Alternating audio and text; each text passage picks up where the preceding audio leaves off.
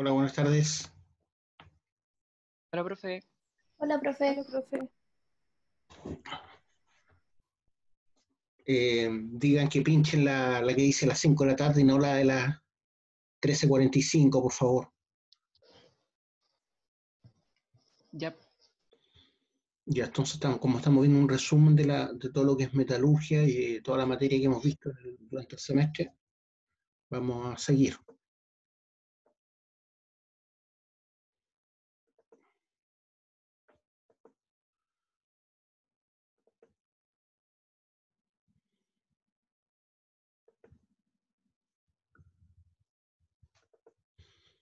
Ya.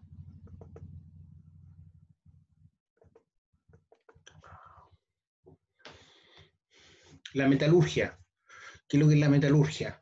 Le había explicado que se divide en dos tipos o dos áreas, que es la metalurgia extractiva y la metalurgia física. Nosotros lo que vemos es metalurgia extractiva, que es la que tiene que ver con la que se hace cargo de los minerales que nosotros como mineros sacamos de un yacimiento o de la mina y lo entregamos a la planta de beneficio. ¿Ya? Entonces, desde el momento que llega el mineral o la mina a una planta de beneficio, se habla de metalurgia extractiva. Entonces, la metalurgia extractiva abarca chancado, ¿cierto? Molienda, las distintas etapas de chancado, las distintas etapas de molienda, la clasificación por tamaño, ¿cierto? Hay arneros entre medio de cada etapa de chancado, que son como coladores que dejan pasar una cierta granulometría y otra no. La que no pasa se devuelve nuevamente a la etapa anterior de chancado o de molienda.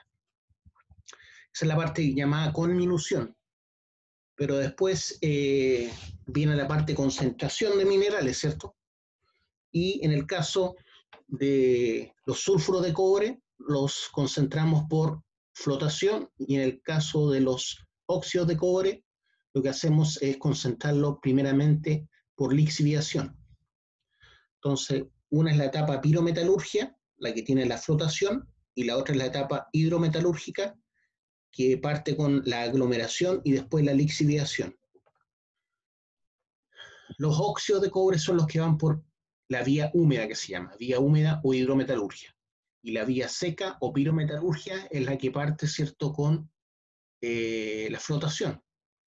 Pero originalmente lo primero es la molienda, ¿cierto? Porque ambas tienen chancado. Tanto el tratamiento de los óxidos como de los sulfuros, ambos tienen chancado. ¿Dónde se hace la diferenciación? En que los sulfuros pasan por molienda, en cambio los óxidos no pasan por molienda. Entonces la primera etapa de la pirometalurgia vendría siendo lo que es la molienda. En cambio, la primera etapa de la hidrometalurgia sería la aglomeración.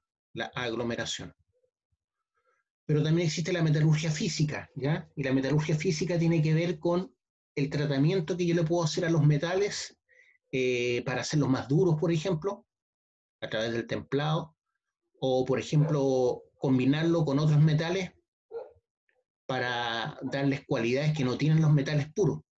Entonces, por ejemplo, si quiero hacer un acero más resistente a la abrasión y inoxidable a su vez, le agrego molibdeno. Entonces hablamos de acero al molibdeno, o acero al manganeso, o acero al cromo molibdeno, o acero al vanadio, así, ¿ya? Esas son las aleaciones. Todo eso es metalurgia física, metalurgia física. Y lo que yo hago, por ejemplo, con los cátodos de cobre, para hacer tuberías o cosas por el estilo, u otras cosas, eso también es metalurgia física, ¿ya? Porque estoy recibiendo un metal puro y lo estoy transformando. Eso también es metalurgia física.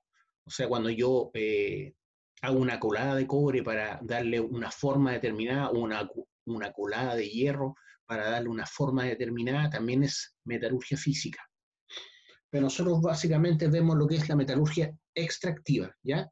Tanto los mineros, digamos, vemos la metalurgia extractiva. Los que quieren estudiar metalurgia física tienen que después estudiar ingeniería metalúrgica, y ahí se van más por la ciencia de los materiales y otras áreas. Entonces, la metalurgia es la rama de la industria minera que consiste en extraer de los minerales en su estado natural o previo tratamiento mineralúrgico, determinados elementos metálicos, ¿ya? Eso es la metalurgia extractiva. Esta operación se hace también por procedimientos de vía seca y vía húmeda, pero estos últimos en general se complementan con los de vía seca. Además, casi todas las operaciones metalúrgicas, como no dan el metal completamente puro, van seguidas de una operación complementaria o refinación. Estuvimos hablando de la afinación a fuego y estuvimos hablando de la refinación hidrometalúrgica, ¿cierto? Como un ánodo o un cobre blister lo transforma en un cátodo a través de afino hidrometalúrgico o refinación hidrometalúrgica. El procedimiento metalúrgico de vía seca para refinar es por fundición. La refinación puede consistir en dos o más fundiciones sucesivas. Entonces, la idea es que en la medida que voy fundiendo a mayor temperatura, voy liberando la escoria. Y esta flota, ¿cierto? Porque tiene menor densidad, hasta obtener el metal o la aleación con el grado de pureza que yo deseo. Pero también puede hacerse empleando la electricidad, ¿cierto? La electrorefinación.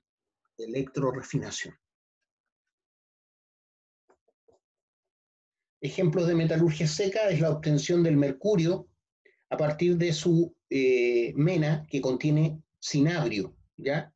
Un sulfuro de mercurio se llama cinabrio. Entonces, cualquier roca que tenga cinabrio es la mena sulfírica por la cual yo puedo obtener mercurio a través de metalurgia seca. Metalurgia mixta, por ejemplo, es la obtención de oro por amalgamación, que ya lo estudiamos, y refinación del oro por electrólisis. Refinación del oro por electrólisis sería vía húmeda.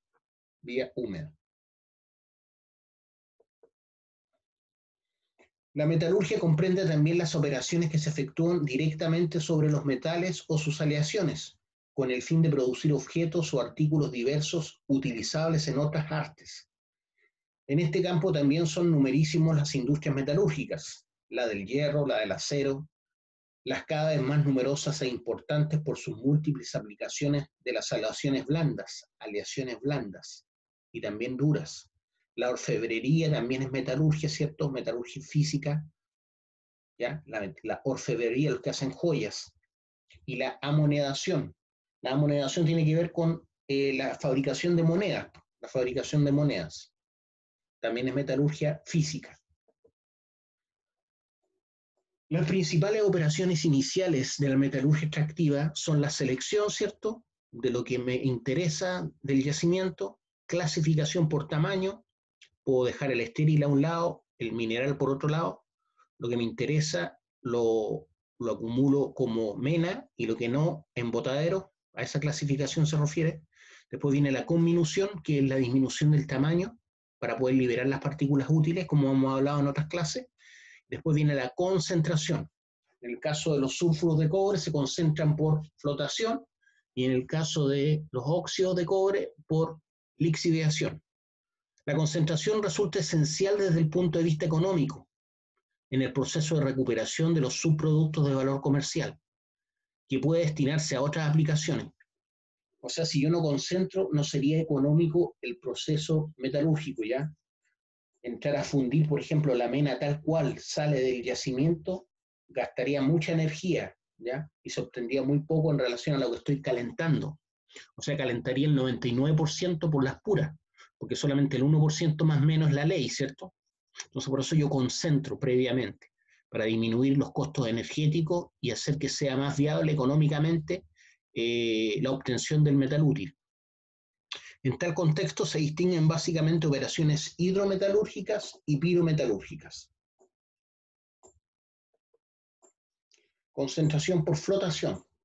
La flotación es el proceso metalúrgico por medio del cual concentro el mineral que contiene la mena, normalmente un sulfuro, capturándolo primeramente y luego flotándolo para sacarlo posteriormente mecánicamente de la solución de la pulpa, ¿cierto? Esto se saca como una espuma a través de rebalse o con un paleteo mecánico. Después esta espuma con mineral sulfurado útil debo filtrarla y secarla, formando un polvillo. Una vez que está seca, se forma un polvo, ¿cierto?, fino de concentrado de mineral, que tiene leyes aproximadas entre 25 y 35% de ley, ¿ya? A veces obtiene menos, un concentrado con menor ley de 25%.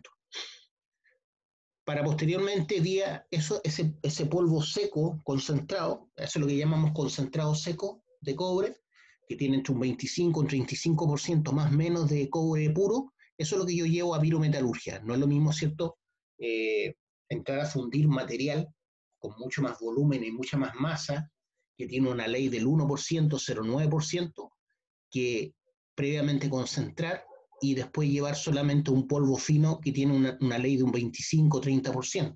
Obviamente mucho menos costoso, ¿cierto? Porque voy a tener que calentar hasta fundir mucho menos material, para posteriormente vía pirometalurgia obtener el metal útil. Nunca en estos procesos se recupera el 100% de metal útil, ¿ya? Eso hay que tenerlo muy claro. Así como en la mina yo nunca recupero el 100% del mineral, porque hay partes que se pierden, hay partes que no alcanzo, hay partes que tengo que dejar, por ejemplo, cuando dejamos pilares para que no se caiga la mina encima. Entonces, nunca la recuperación es de un 100%, ni en la parte minera ni en la parte metalúrgica. Al igual, cuando yo concentro y obtengo un concentrado de cobre, hay parte del cobre que se va por el RAVE, ¿ya? Nunca obtengo el 100%. Por eso dice que la recuperación nunca es de un 100%.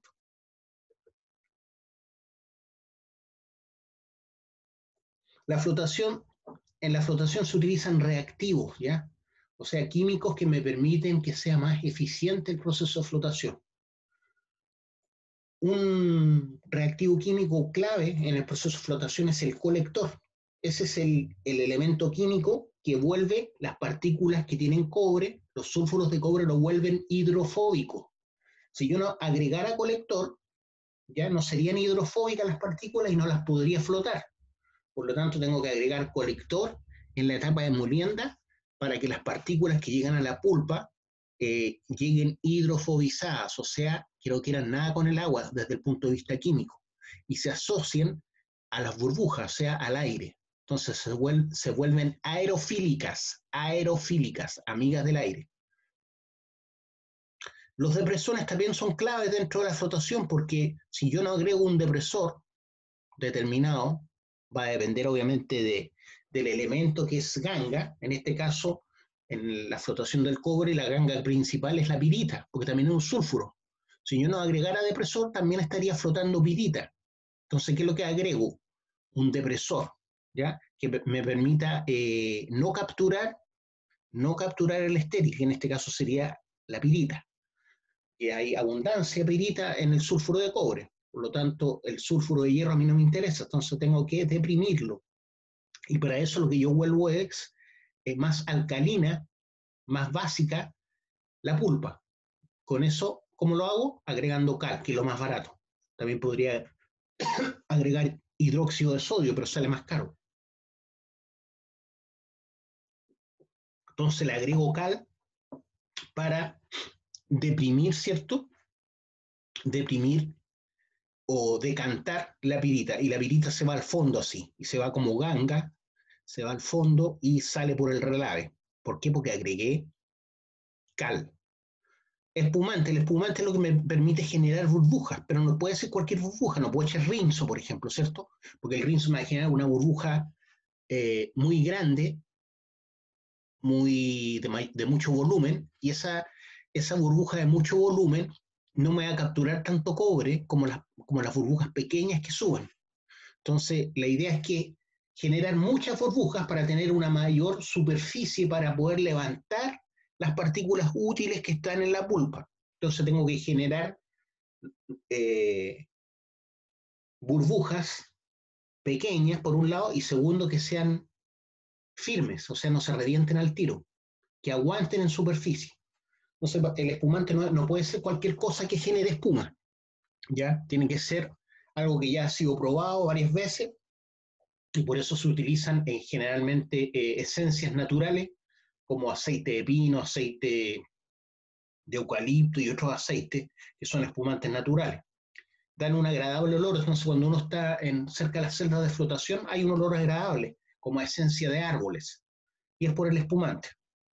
Entonces, el espumante es el químico que forma espuma, es decir, innumerables burbujas pequeñas que captan el mineral atrapado por el colector.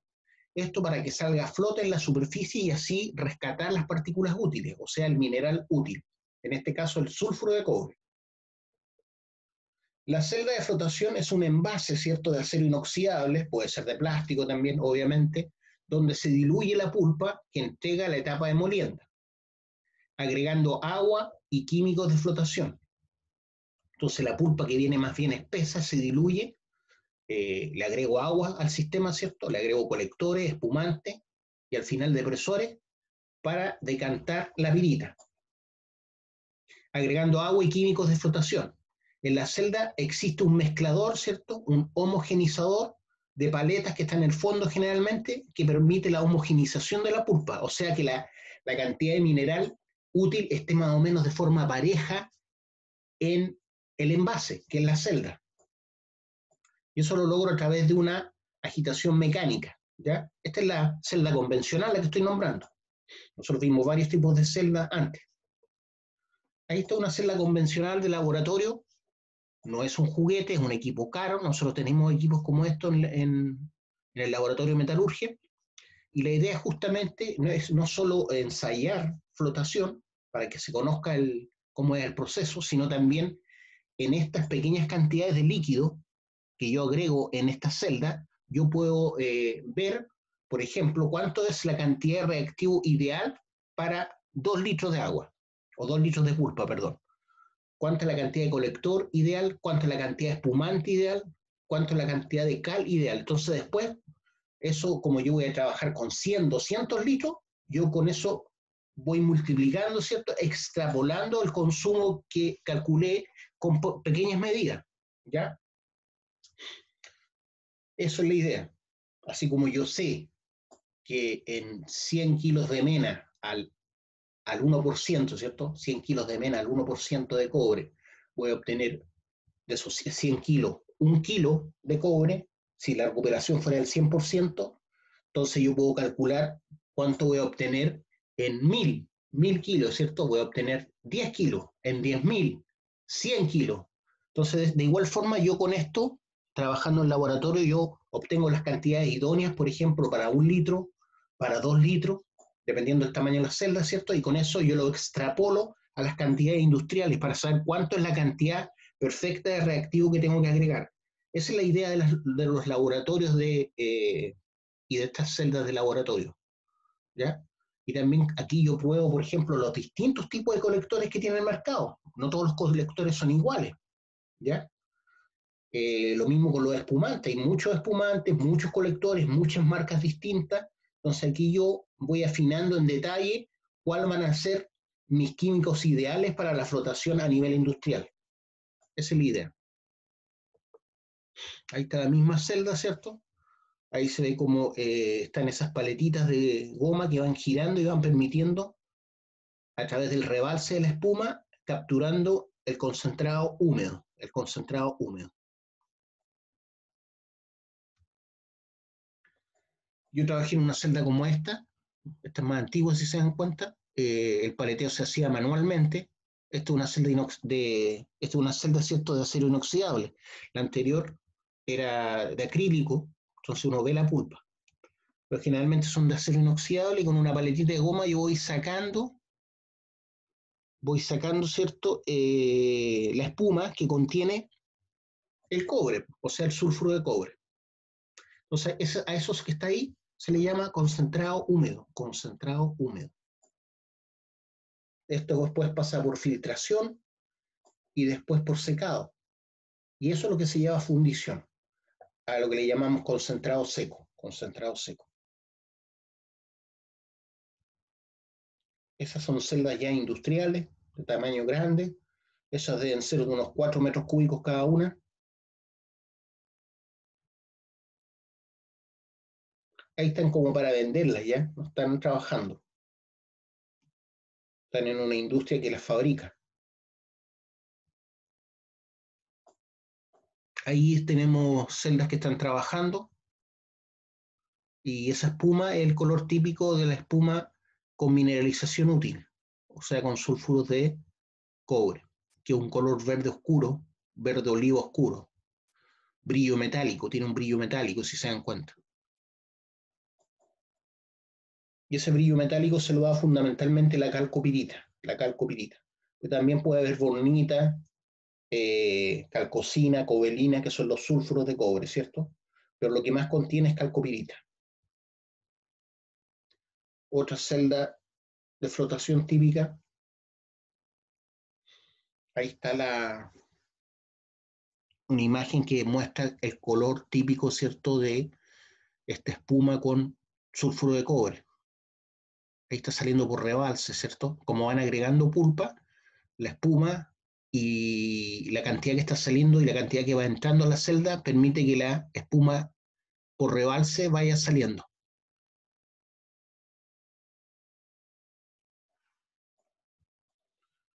Propiamente la espuma con mineral útil es barrida de la superficie de la celda por medio de una paleta de goma y separada para su posterior secado, o como el caso anterior que era por rebalse. Una vez secada se obtiene el polvo fino, que es el concentrado de cobre, listo para pasar a la etapa de pirometalurgia. Por su parte, la pirometalurgia supone el tratamiento térmico del mineral, estamos hablando de calor.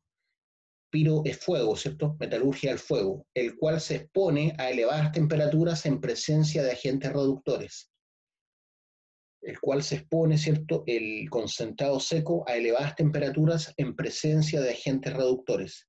En general, este tipo de tratamiento se aplica a grandes masas de mineral, de las que se separa el metal útil por fluidificación, es decir, por el paso de sólido a líquido. Dice a dos fases líquidas, porque una fase es la fase líquida de la escoria y la otra es la fase líquida del metal útil, que en este caso es la mata de cobre, Una enriquecida con el metal y otra empobrecida que recibe el nombre de escoria.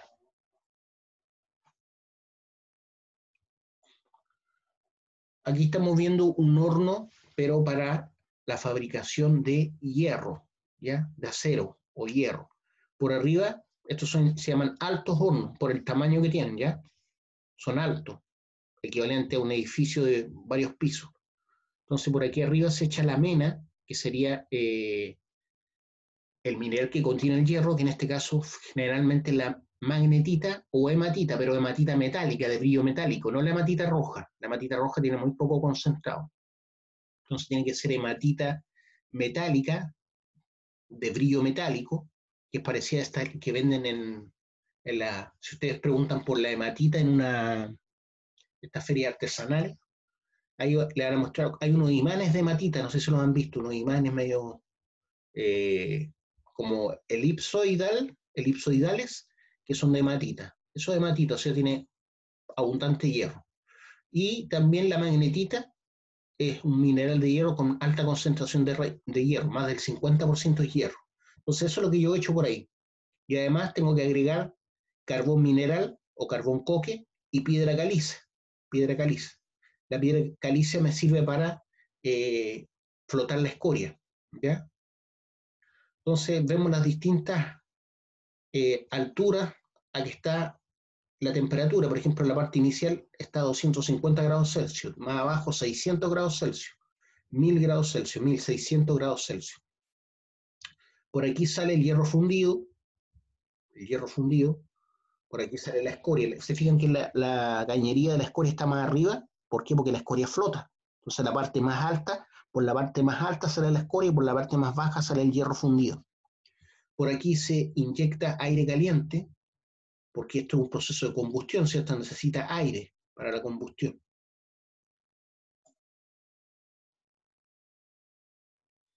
Es un típico alto horno y su parte.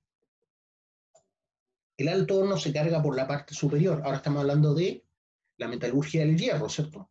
El alto horno se carga por la parte superior con una mezcla de mena, de hierro, coque y piedra caliza. El coque sirve como combustible, ¿cierto?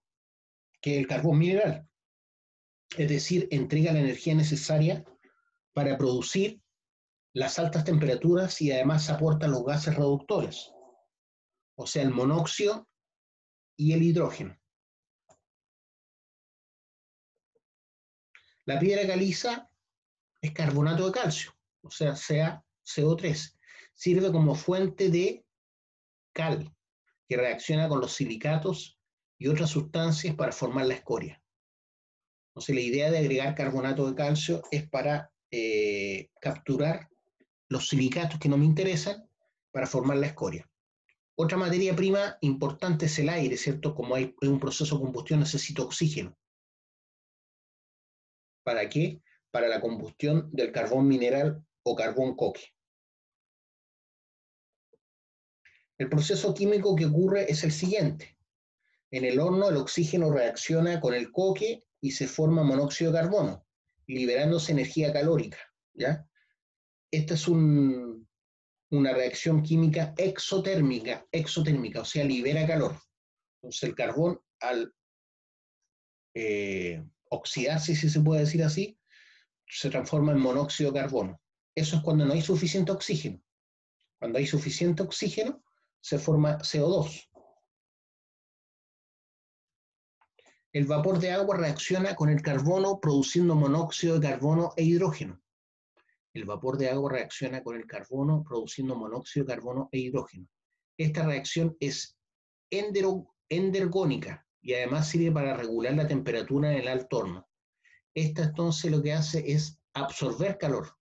Esta reacción es endergónica y además sirve para regular la temperatura en el alto horno.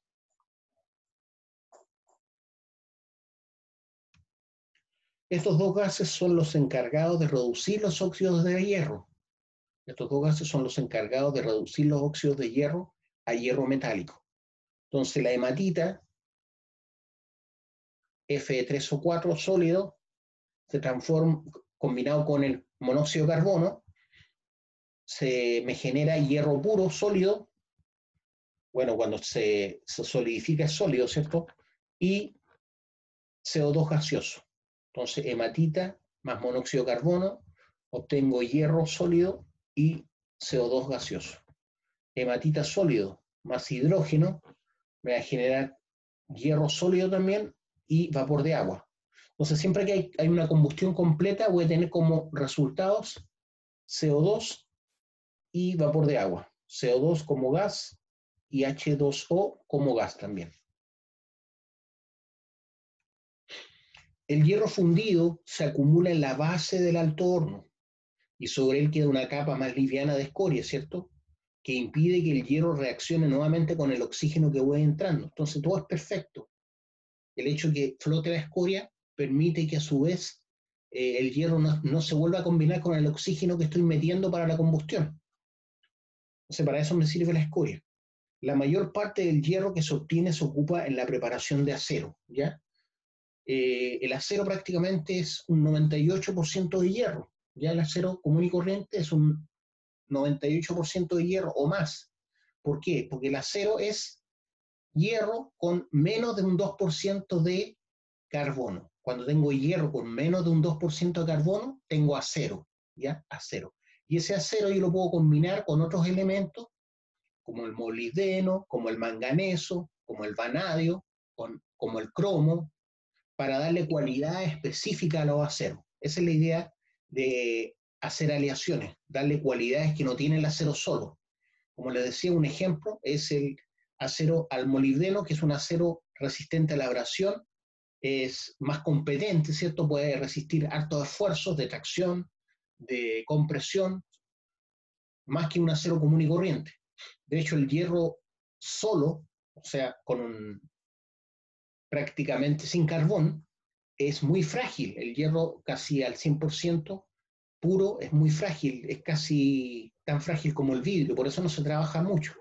Por eso yo trabajo el acero, perdón, por eso no trabaja el acero y no el hierro. Entonces el hierro cuando tiene menos de un 2% de carbono hablamos de acero. La hidrometalurgia consiste en el tratamiento del mineral o su concentración mediante el concurso, ¿cierto?, de un disolvente adecuado, o sea, en el caso del cobre es una solución ácida, de acuerdo al mineral a tratar. Este proceso lleva el nombre de lixiviación. Entonces el disolvente adecuado va a depender de lo que yo quiero concentrar. Si quiero concentrar oro, ¿cierto? Voy a ocupar una solución cianúrica, ¿cierto? Cianuro de sodio. De esta forma se obtiene una solución de la que se separa un precipitado que contiene el metal por formación de un compuesto insoluble reducido o por intercambio de átomos cargados eléctricamente con distintos signos o iones. Entonces, de esta forma se obtiene una solución de la que se separa un precipitado que contiene el metal que me interesa, ¿ya? Que vendría siendo el PLS, de un compuesto insoluble reducido o por intercambio de átomos cargados eléctricamente con distintos signos. A eso le llamamos iones, ¿cierto? El proceso hidrometalúrgico más importante es la lixiviación. Les expliqué anteriormente que la lixiviación más común que tenemos nosotros en nuestro hogar es cuando preparamos una taza de té. Usted con la bolsita de té, ¿cierto? Le agrega agua hirviendo y esa agua hirviendo es la solución idónea para la teína. Entonces, eso lo que con el agua caliente yo voy a barrer lo que me interesa y va a quedar la hoja sin teína a un lado. Entonces, la separación va a ser a través del agua hirviendo, ¿cierto? El agua hirviendo es la solución que me permite capturar la teína. Lo mismo ocurre con el café, ¿ya? El café de grano, ¿cierto? También el agua hirviendo es la que barre lo que me interesa, que es la cafeína, ¿ya? Y queda todo el resto que no es cafeína como un sólido húmedo, ¿cierto? El proceso hidrometalúrgico más importante entonces es la lixiviación, en el cual el mineral que contiene el metal útil que se desea extraer se disuelve de un modo selectivo a través de una solución que sea capaz, ¿cierto?, de arrastrar lo que me interesa. En el caso del oro es una solución cianúrica, ¿cierto? Si el compuesto es soluble en agua, entonces el agua resulta ser un buen agente para la lixiviación, como por ejemplo el té o el café. Pero en general, para la lixiviación se ocupa una solución acuosa de un ácido, una base o una sal, ¿ya? La solución con una base sería la solución cianúrica, ¿ya? Que no es ácida, sino es una base. El cobre se purifica por electrólisis, ¿ya? Eso ya lo vimos en la clase anterior, ¿ya? Entonces, una vez que tengo el ánodo de cobre de un 97-98% de pureza, o un cobre blister del 99,7% de pureza, por afinación a fuego, lo puedo purificar a un 99,99% de pureza a través de la electrólisis. Entonces, introduzco un ánodo en una solución ácida, este se va disolviendo y a su vez el cobre, los iones de cobre más 2 se van electrodepositando en el cátodo. Entonces voy a obtener placas de cobre 100% puras prácticamente, 99,998% de pureza. Esa refinación vía electrólisis me va a generar una cosa que se llama lodos anódicos, que se depositan aquí abajo, lodos anódicos. Esos lodos anódicos pueden contener plata, oro y platino. Por lo tanto, tienen un valor importante. Es muy poca la cantidad, piensen ustedes, ¿ya? Pero tiene oro, plata y platino.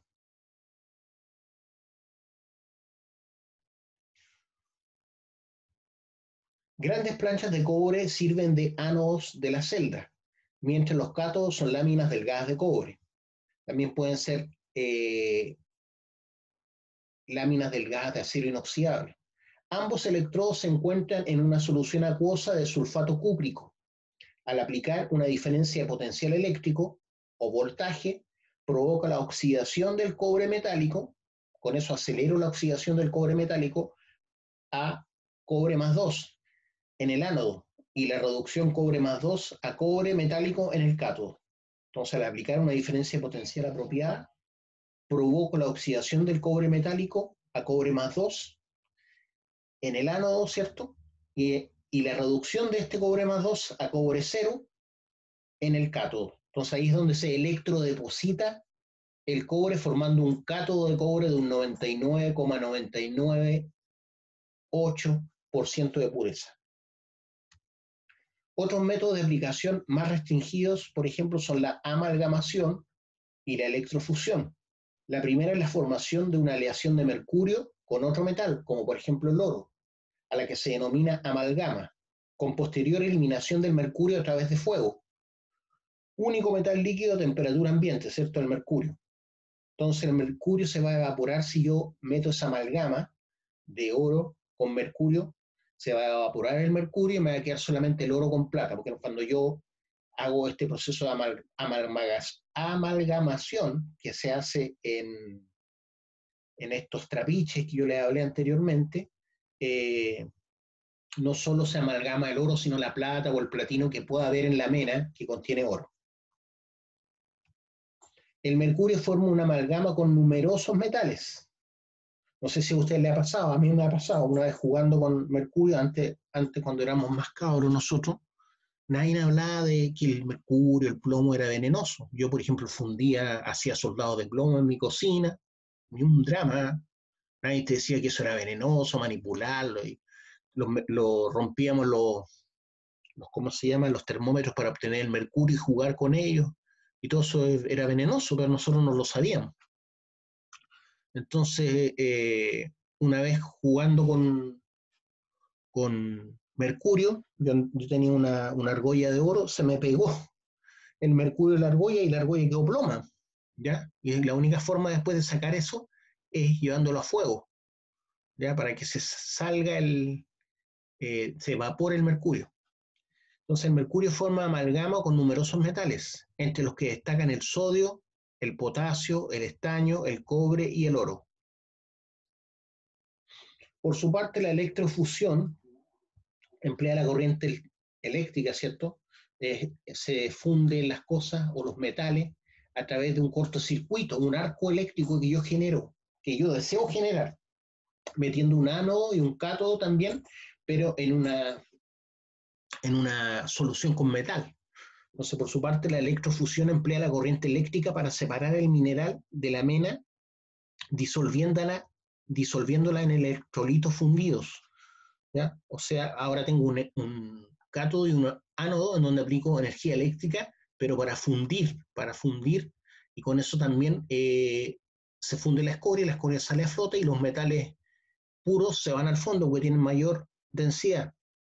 Eso se llama electrofusión. También hay hornos que permiten electrofundir metales. Entonces, por eso dice, por su parte, la electrofusión emplea la corriente eléctrica para separar el mineral de la mena disolviéndola en electrolitos fundidos.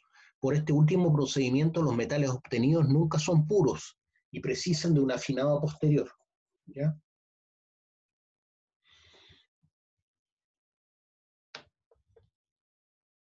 ¿Alguna pregunta, alguna duda? Entonces, lo que les conté es que estamos repasando, ¿cierto? Repasando materia. Voy a ver otra PPT ahora. ¿Por qué? Porque como hemos visto más materia de lo que usualmente uno ve en clase, porque en clase las clases son más lentas cuando uno tiene a los alumnos y ellos te preguntan y uno explica en la pizarra. En cambio, cuando estoy yo hablando solo, la materia pasa más rápida.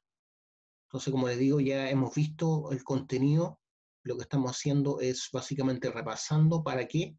Para hacer preguntas de estas materias de repaso en la tercera prueba.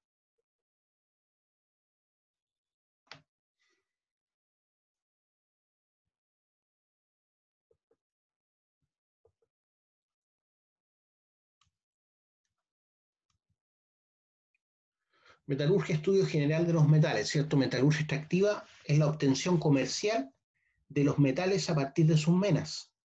Ya hablamos ya con minución, que es la preparación mecánica de los minerales, también se llama, la conminución se llama preparación mecánica de los minerales, y después viene lo que es la concentración, que en el caso del cobre existe concentración vía pirometalurgia y también concentración vía hidrometalurgia. En general, metalúrgica, perdón. En general, las menas metálicas se van por uno de los dos lados, o por la pirometalurgia o la hidrometalurgia. Etapas. Tengo la extracción de la mena, pretratamiento de las menas, reducción a metales libres, afino o purificación. Entonces ahí estamos hablando de las etapas de la metalurgia extractiva, excepto la extracción de la mena, que es la minería, ¿cierto? Mineral es un compuesto que contiene el elemento de interés, ¿cierto? Por ejemplo, la hematita tiene hierro. La magnetita es el mineral, pero contiene hierro. En el caso del cobre, la calcopirita es el mineral que contiene cobre. La calcocina es el mineral que contiene cobre. ¿Ah? Entonces, el mineral es la parte que contiene la mena, que contiene el mineral útil. ¿Ya? La ganga son los minerales y restos de roca que no tienen mineralización útil. ¿Ya? Ahí hablan de roca y arena, básicamente.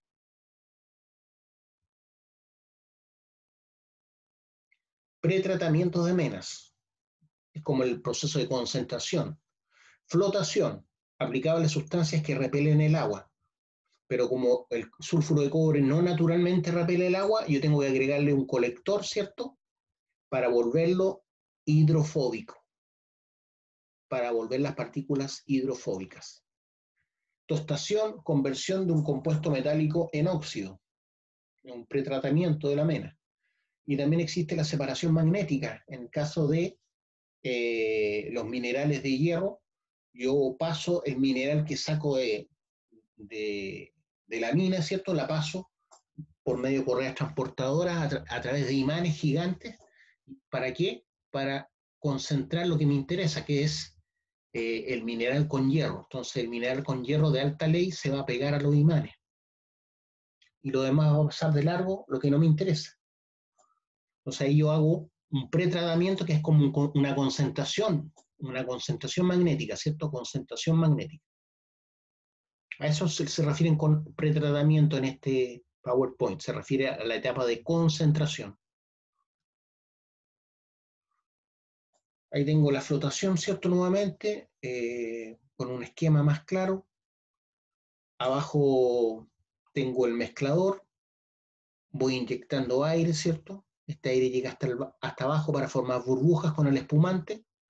Las burbujas van subiendo y al ir subiendo van arrastrando las partículas útiles. ¿Por qué? Porque las partículas útiles las volví hidrofóbicas, por lo tanto se van a sentir atraídas por las burbujas porque tienen aire, no agua. ¿Ya? Entonces se vuelven aerofílicas. Entonces esas burbujas van a ir subiendo, capturando las partículas con mineralización útil.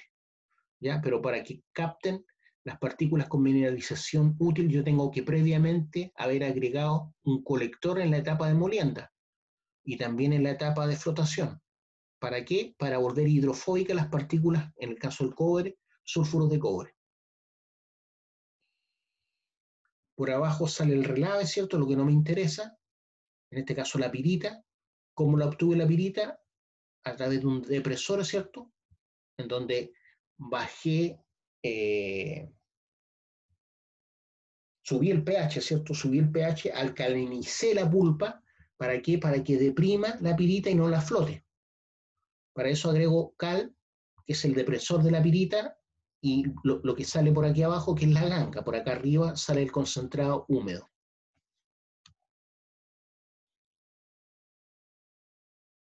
Reducción a metales libres. El método usado depende de la fuerza de unión entre los iones metálicos y los aniones. Metales más activos, el óxido metálico se reduce a metal libre. Metales menos activos existen en estado libre y no requieren reducción. Los metales menos activos existen en estado libre y no requieren reducción. Los metales más activos, el óxido metálico, se reduce a metal libre. Se usa como agente reductor el carbono, por su bajo costo y su fácil manejo. Purificación. Hay distintas etapas de purificación. Va a depender del mineral que yo vaya a purificar o del metal que quiera purificar. La destilación, el metal más volátil que sus impurezas. Destilación, el metal más volátil que sus impurezas. La electrólisis, ya sabemos lo que es, a través de la electroobtención o electrorefinación. Y la purificación mediante fusión por zonas va a depender del calor y de las temperaturas de fusión, ¿cierto? Entonces, primero van a fundir los metales que a menor temperatura funden y después los de mayor temperatura. Y además, por diferencia de densidad, los elementos más livianos van a salir a flote primero. Eso es por Pirometalurgia, la purificación mediante fusión por zonas. O sea, eso se hace en hornos. Ahí vemos cómo un mineral sólido pasa a... Hay una etapa en que no alcanza a ser no es ni sólido ni líquido, es como una mezcla. Entonces, finalmente de aquí sale el líquido. Entonces, el sólido 1 a la temperatura 1 se vuelve líquido. El sólido 2 a la temperatura 2 se vuelve líquido.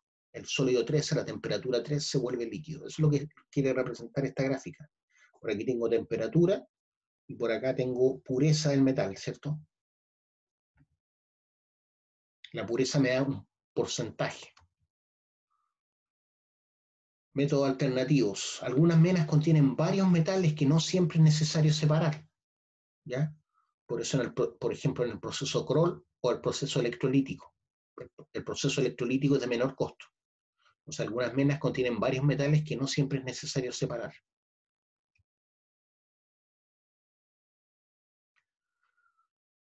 Tenemos la metalurgia del cobre, en donde el cobre es lo que se busca. El cobre es un metal de transición de apariencia metálica y color pardo rojizo. La extracción del cobre es complicada porque contiene sulfuros de hierro y azufre, que hacen compleja la separación de lo que me interesa, que es el cobre puro. Los procesos metalúrgicos normales sufren modificaciones para extraer el cobre sin contaminaciones. Entonces, los procesos metalúrgicos normales sufren modificaciones para extraer el cobre sin contaminantes. La concentración, flotación, concentra el metal, ¿cierto? La tostación, sulfuros de hierro. La tostación es para, en el fondo, los sulfuros de hierro y azufre. Y con eso obtengo óxidos fundidos. Ahí tenemos el ejemplo, ¿cierto?, de cómo se hace la separación de los sulfuros de cobre. Bueno, aquí tenemos dos minerales en la mina, ¿cierto? Los óxidos y los sulfuros. Ambos pasan por chancado. Los minerales sulfurados pasan por molienda, aquí no lo pusieron la molienda, pero después del chancado viene la molienda, y después los sulfuros pasan a flotación. Con eso yo obtengo el concentrado húmedo y finalmente el concentrado seco, que en esta PowerPoint dice que tiene una concentración que varía entre el 20 y un 30%. Y eso es lo que va a pirometalurgia. En el caso de los óxidos, nos está hablando de la parte de óxidos de cobre. Ustedes saben que se tratan por aglomeración primeramente y después lixiviación.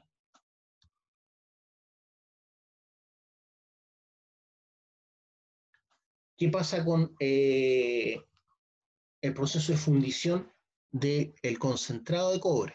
El concentrado de cobre tiene un porcentaje de humedad de un 8% más o menos, pasa por un secador rotatorio. Este material me entrega un porcentaje, este secador rotatorio me entrega un concentrado con un porcentaje de humedad de un 0,2% y eso pasa al convertidor teniente. Ese convertidor teniente me va a entregar la mata de cobre, pero también me entrega escoria, ¿cierto? Posteriormente se pasa por un horno eléctrico y después finalmente, perdón,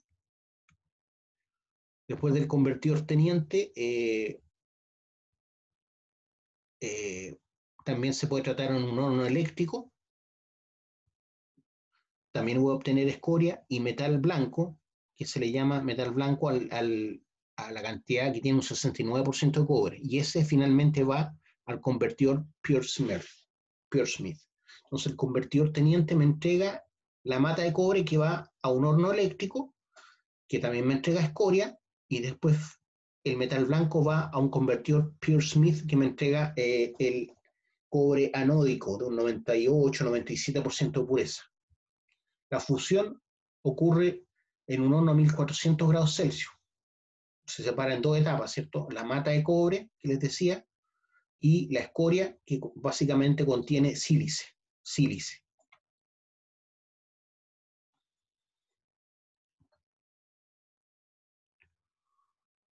Después viene la etapa de conversión, donde se insufla aire a la mata de cobre los sulfuros de hierro se oxidan, ¿cierto? Formando lo que permite separar, ¿cierto? El hierro, la escoria que sale a flote, y obtengo con eso cobre blister. Se insufla aire el cobre blister, eso se llama afinación por fuego, y se obtiene cobre con el 99% de pureza, 99,7% de pureza, que es el cobre negro. ¿Ya?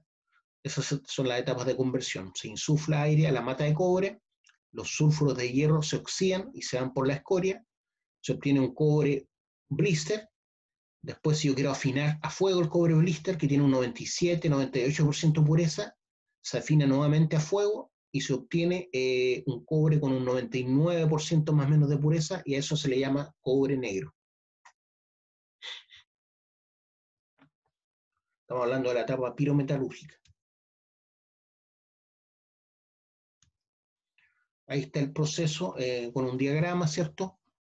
Esta parte ya la vimos. Después el cobre blister de un 98% de pureza va a un refino a fuego, donde obtengo moldeo de ánodos. Esos ánodos tienen un 99,7% de pureza, y esos van a electrorefinación para obtener cobre de un 99,9% de pureza. ¿Ya? En la etapa esta de afinación hidrometalúrgica obtengo el lodo anódico, donde voy a encontrar oro, plata y platino. En poca cantidad, pero como es tanto el tonelaje que se trabaja, finalmente son varios kilos.